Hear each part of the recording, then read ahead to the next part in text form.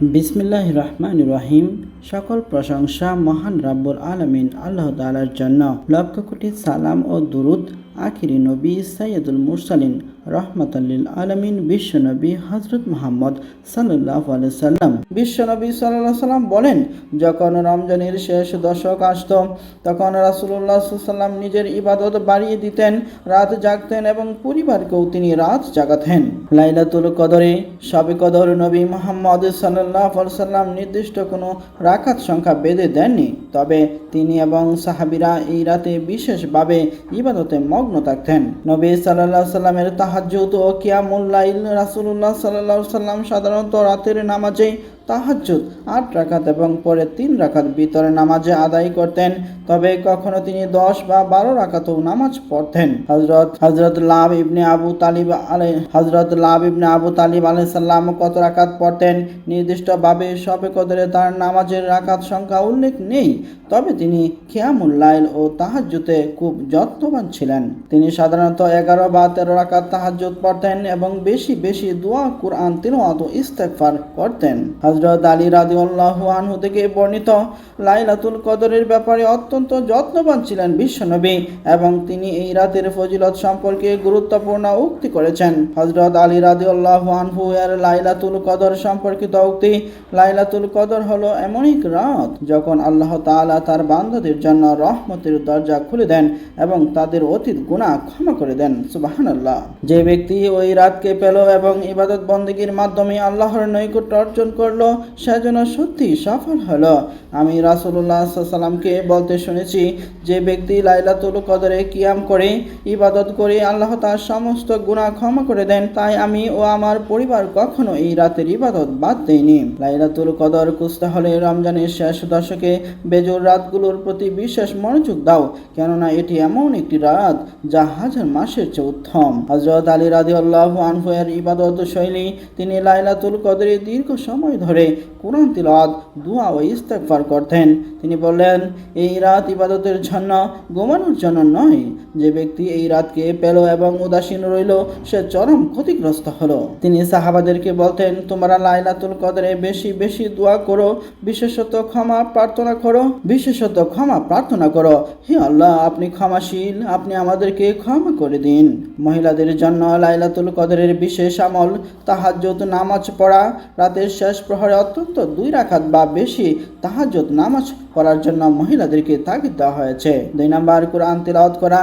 সময় যতটুকু পাওয়া যায় পবিত্র কুরআন তেলাওয়াত করার জন্য নারীদেরকে তাগিদ দেওয়া হয়েছে। 3 নাম্বার, দোয়া ও ইস্তেগফার। আল্লাহর কাছে ক্ষমা চাওয়া, বারবার ইস্তেগফার করা উচিত।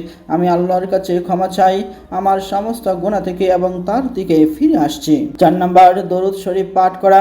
নবীজি সাল্লাল্লাহু আলাইহি সাল্লামের প্রতি দরুদ পাঠ করা খুব ফজিলতপূর্ণ। 5 নাম্বার, সূরা কদর বেশি বেশি পড়া। এই সূরা বেশি করে পড়ার মাধ্যমে এই রাতের গুরুত্ব উপলব্ধি করা যায়। 6 নাম্বার, বিশেষ দোয়া। নবীজি সাল্লাল্লাহু আলাইহি সাল্লাম বলেছেন, লাইলাতুল কদরে এই দোয়াটি বেশি বেশি পড়তে, আল্লাহুম্মা ইন্নাকা আফুন তুহিব্বুল আফওয়া ফাফুনি আন্নি। অর্থাৎ, হে আল্লাহ, তুমি ক্ষমাশীল, তুমি ক্ষমা করতে ভালোবাসো, আমাকে তুমি ক্ষমা করে দাও। নফল নামাজ। অত্যন্ত 2 রাকাত করে নফল নামাজ পড়তে পারেন। ইচ্ছা করলে 4, 6, 8 বা 12 রাকাতও নামাজ পড়তে পারেন। দান সদকা। এই রাতে দান সদকার বিশেষ ফজিলত আছে। গরিবদের সাহায্য করা, এতিমদের খাবার দেওয়া ইত্যাদি সবের কাজ করা যেতে পারে। 4 নাম্বার, জিকির ও তাসবিহ।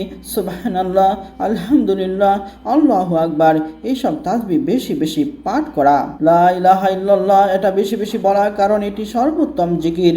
যেসব বিষয়ে খেয়াল রাখা উচিত, শুধু এক রাতের ইবাদতে সীমাবদ্ধ না থেকে শেষ 10 রাতেই চেষ্টা করা, মনোযোগ ও একাগ্রতার সঙ্গে ইবাদত করা, অপ্রয়োজনীয় কথা ও কাজ থেকে বিরত থাকা। বড় পীর হযরত আব্দুল কাদের জিলানী রহমাতুল্লাহ আলাইহি ছিলেন এক মহান আউলি এবং ইসলামের অন্যতম প্রসিদ্ধ আউলিয়া। তিনি অত্যন্ত ইবাদত গুজার ও আল্লাহ ভীরু ছিলেন। লাইলাতুল কদরের রাতে তিনি বিশেষভাবে ইবাদত বন্দেগীতে মগ্ন থাকতেন। বড় পীর হযরত আব্দুল কাদের জিলানী রহমাতুল্লাহ আলাইহি বড় পীর হযরত আব্দুল কাদের জিলানীর জীবন থেকে দেখা যায় বড় পীর হযরত আব্দুল কাদের জিলানী রহমতুল্লাহ আলাইহি লাইলাতুল কদর পালনের কিছু দৃষ্টান্ত আপনাদের সামনে তুলে ধরছি।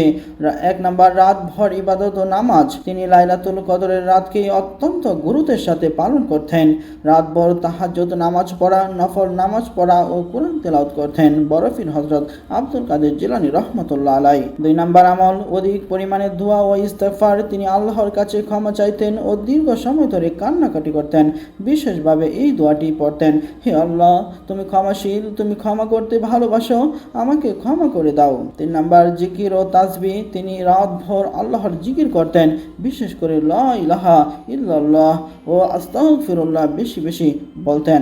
সুবহানাল্লাহ, আলহামদুলিল্লাহ, আল্লাহু আকবার ইত্যাদি তাসবিহ পাঠ করতেন। 4 নম্বর, দুরূদ শরীফ পাঠ করা। বড় পীর হযরত আব্দুল কাদের জিলানী রহমতুল্লাহ আলাইহি বেশি বেশি বিশ্বনবী সাল্লাল্লাহু আলাইহি ওয়াসাল্লামের উপর দুরূদ পাঠ করতেন এবং তার সুন্নাত অনুযায়ী আমল করতেন।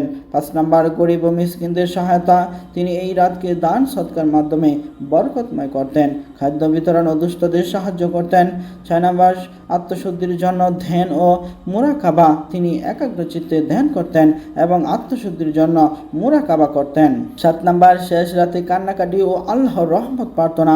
ফজরের আগে বিশেষভাবে দোয়া করতেন এবং কান্নাকাটি করতেন যেন আল্লাহ তাকে তার উম্মতকে ক্ষমা করেন। হযরত ফাতেমা রাদিয়াল্লাহু আনহুমা এর লাইলাতুল কদর পালন। হযরত ফাতেমা রাদিয়াল্লাহু আনহুমা ছিলেন মহানবী সাল্লাল্লাহু আলাইহি সাল্লামের কন্যা এবং ইসলামের অন্যতম শ্রেষ্ঠ নারী। তিনি ছিলেন অত্যন্ত ধর্মপ্রাণ, আল্লাহ ভীরু ও ইবাদতে মনোযোগী। লাইলাতুল কদরের মতো গুরুত্বপূর্ণ রাত তিনি অত্যন্ত আন্তরিকতা ও গভীর একাগ্রতার সাথে পালন করতেন। হযরত ফাতেমা রাদিয়াল্লাহু আনহুমা এর শবে কদর পালন করার কিছু দৃষ্টান্ত। পরিবার সহ। 1 নম্বর, পরিবার সহ ইবাদতে নিয়োজিত হওয়া। হযরত আলী রাদিয়াল্লাহু আনহু থেকে বর্ণিত আছে, রাসূলুল্লাহ সাল্লাল্লাহু আলাইহি সাল্লাম শেষ 10 রাতে নিজে ইবাদতে মগ্ন থাকতেন এবং তার পরিবারকেও ইবাদতে উৎসাহিত করতেন। হযরত ফাতেমা রাদিয়াল্লাহু আনহুমা এই রাতে স্বামী ও সন্তানদের জাগিয়ে তুলতেন এবং পরিবারের সবাইকে ইবাদতে নিয়োজিত রাখতেন। 2 নম্বর, রাতভর নামাজ আদায় করা। তিনি রাতে দীর্ঘ সময় নফল নামাজ আদায় করতেন, বিশেষ করে তাহাজ্জুদের নামাজ পড়তেন। তিনি আল্লাহর দরবারে কৃতজ্ঞতা জ্ঞাপন করতেন এবং দোয়া করতেন।